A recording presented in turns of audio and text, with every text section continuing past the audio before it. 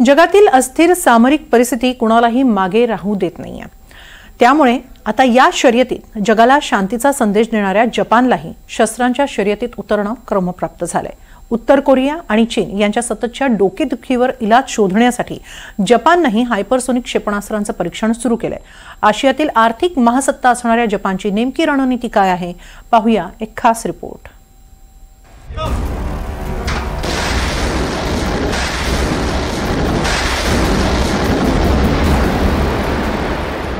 जून 2025 ही तारीख जगाच्या सामरिक भविष्याचं चित्र बदलण्याची नांदी ठरणार आहे। जगातील सर्वात मोठ्या अर्थव्यवस्थांपैकी एक असणाऱ्या जपाननं त्यांच्या भूमीवर प्रथमच क्षेपणास्त्र चाचणी केली।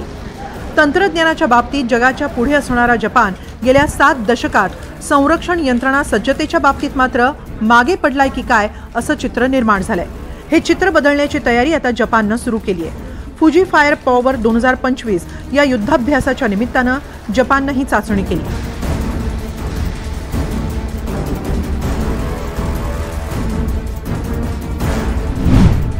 हे क्षेपणास्त्र मित्सुबिशी हेवी इंडस्ट्रीजनं बनवलंय। जपानच्या ॲडव्हान्स टेक्नॉलॉजी अँड लॉजिस्टिक्स या संशोधन संस्थेनं त्यासाठी मार्गदर्शन केलंय।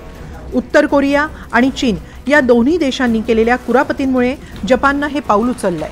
हा चीन आणि रशियाच्या मध्ये बसलेला आयलंड देश आहे। त्याच्यामुळे त्याच्यावर रशिया पण हल्ला करू शकतो, त्याच्यावर चीन पण हल्ला करू शकतो। रशियाशी त्यांचा संबंध होता। सेकंड वर्ल्ड वॉरमध्ये ते रशियाच्या अगेन्स्ट लढलेले आहेत।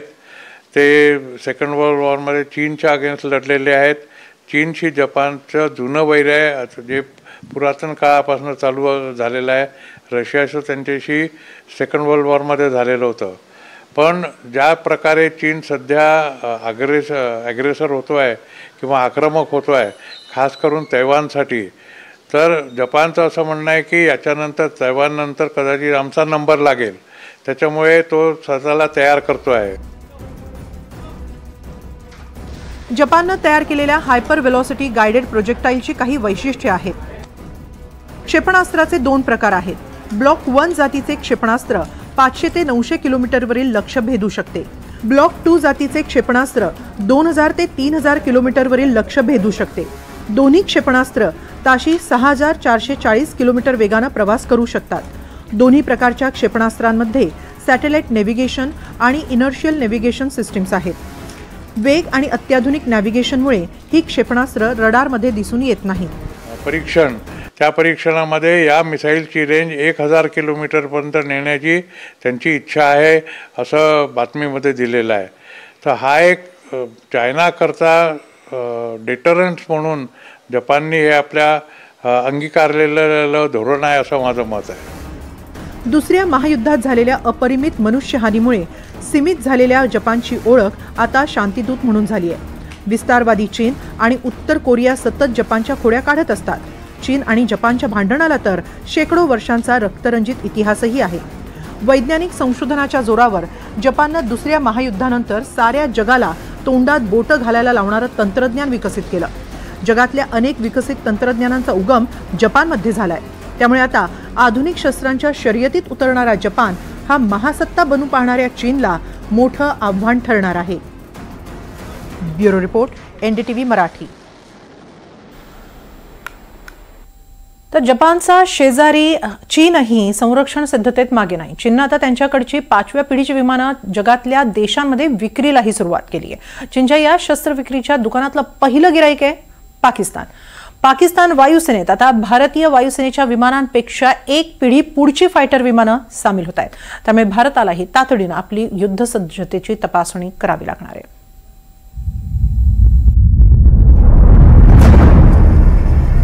चीननं आता जगाच्या बाजारात त्यांचं एक नवं युद्ध विमान विक्रीला काढलंय। त्याचं नाव आहे शांगयान J-35। हे नवं अत्याधुनिक विमान चीनच्या वायुसेनेत आहेच, शिवाय लवकरच पाकिस्तानच्या वायुसेनेतही सामील होणार आहे। त्यामुळे भारताच्या दृष्टीनं हे एक मोठं आव्हान ठरण्याची शक्यता आहे।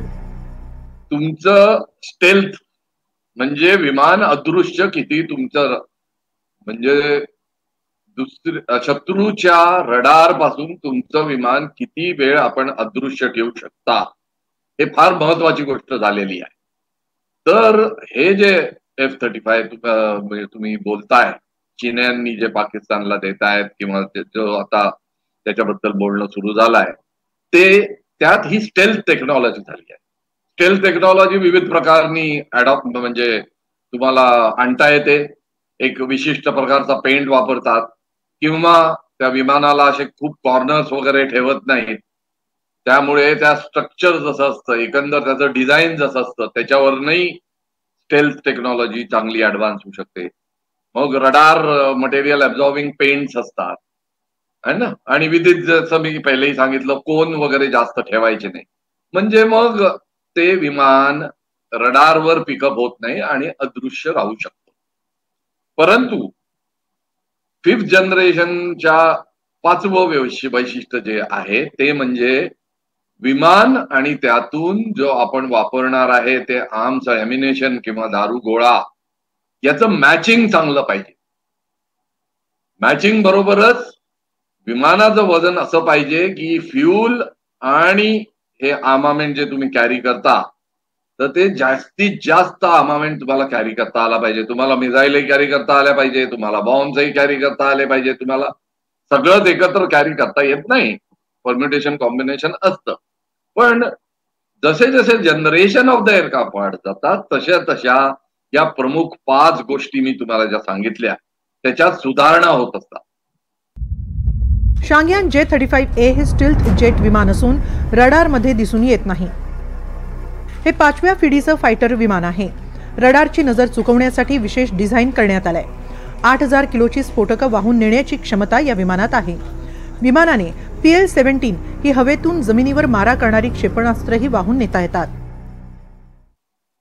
असं आहे की चीनी जी विमानं आहे, जितकी लढाऊ विमान आहे ती कुठल्याही संघर्षात म्हणजे त्यांचं JF जुनं जे होतं JF सिरीज मधले 2 विमानं 10 आणि 13 आणि ते सुद्धा संघर्षाच्या वेळी त्याचं टेस्टिंग झालेलं नाही. कुठल्याही वॉरमध्ये ते यूज झालेले नाही.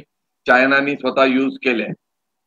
प्रॅक्टिस मध्ये किंवा दुसऱ्या देशांबरोबरच्या एक्सरसाइज मध्ये तुम्हाला रिअल टाइम कॉन्फ्लिक्टचा हे अभ्यास होऊ शकत नाही. त्यामुळे हे प्रूव्हन एअरक्राफ्ट आहे असं आपल्याला म्हणता नाही येणार. त्यामुळेच मला वाटतं की जरी हे 5th जनरेशन एअरक्राफ्ट असलं तरी त्याच्या केपेबिलिटी जितकं चीनी म्हणता आहेत तितक्या आहेत की नाही इथपासून गोष्ट सुरू होईल.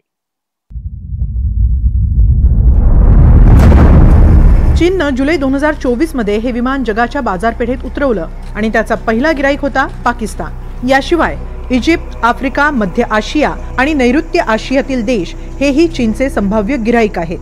भारताच्या मेक इन इंडियामुळे एक गोष्ट अतिशय स्पष्ट झाली आहे, ती म्हणजे अशी की आपल्याजवळ आता स्टेल्थ टेक्नॉलॉजी अडॉप्ट केलेल्या विमानांना सुद्धा काही रडार पकडू शकतात.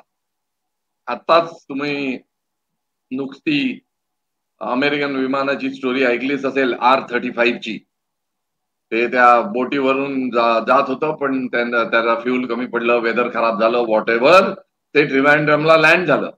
तर सांगण्याची गोष्ट ही की ट्रिव्हॅन्ड्रमला लँड झाली तेव्हा त्याला रडारनी पिकअप केलं होतं, केलं नव्हतं अशातली गोष्ट नाही.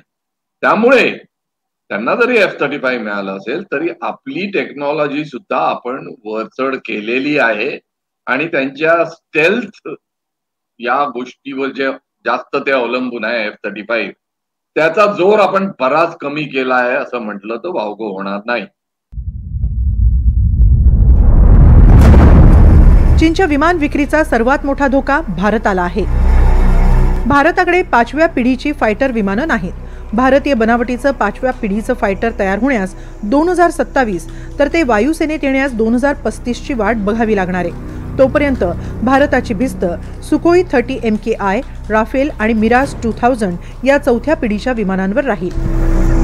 शिवाय चीन आणि पाकिस्तान या दोन्ही शत्रू राष्ट्रांकडे ही विमानं असल्यानं भारताच्या युद्धसज्जतेला मोठं आव्हान ठरणार आहे. मॅन बिहाइंड द मशीन म्हणजे जो माणूस कॉकपिट मध्ये बसलाय त्याला विमानाच्या पेक्षा सुद्धा जास्त महत्व देतो. कारण या नव्या सिस्टम चालवणे, त्याला सिस्टम ऑपरेटर सुद्धा फार महत्वाचे असतात. चांगल्यातलं चांगलं मशीन असेल पण तितकाच चांगला पायलट नसेल तर तो पूर्णपणे त्या मशीनचा उपयोग करून घेऊ शकत नाही, हे लक्षात येईल. त्यामुळे पाकिस्तान्यांना आत्ताच दिल्यामुळे त्यांचं त्याच्यानंतर ट्रेनिंग होईल, ते कसे अडॉप्ट करतात यावरही या विमानाचं यश हे अवलंबून राहणार आहे. भारताला 5व्या पिढीची विमानं मिळवणं आता क्रमप्राप्त होणार आहे. भारतीय बनावटीची आणि J-35च्या गुणवत्तेची विमानं तयार करण्यासाठी सुरुवातीला किमान 15,000 कोटींची गुंतवणूक आवश्यक आहे. हे टाळायचं असेल तर रशियाकडून सुखोई 57 विमानं खरेदी करण्याचा भारताचा मानस आहे. भारताला हा मनसुबा लवकरात लवकर अंमलात आणावा लागणार आहे, अन्यथा शत्रू नको तितका बलवान होण्याची भीती आहे. Bureau report, NDTV Marathi.